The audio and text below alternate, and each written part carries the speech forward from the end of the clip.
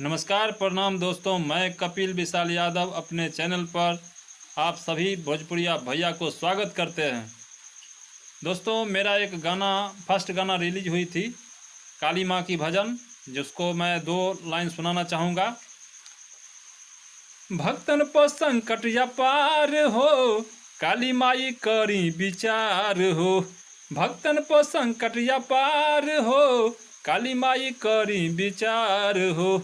कवने बनमा सुतल बारी काली महामैया, तब भक्तन के दुश्मन से भारी पड़ल नैया।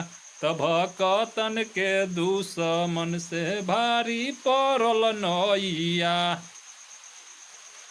जो गाना अभी चल रही है और आप लोग देख रहे हैं, कमेंट भी कर रहे हैं, मुझे बहुत खुशी हुई जो मेरे गाना को आप पसंद किए, लाइक किए, कमेंट किए हैं।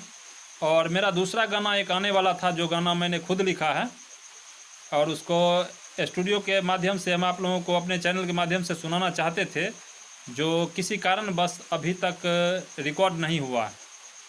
जिस गाना को हम अपने लाइव रिकॉर्डिंग के ज़रिए आपको बिना म्यूजिक का गाना सुनाना चाहते हैं अपने चैनल के माध्यम से। जो गाना महंगाई और बढ़ते हुए बेरोजगारी के ऊपर है। बिहार में घटल रोजगार हो, मोदी जी कर विचार हो। बिहार में घटल रोजगार हो, मोदी जी कर विचार हो।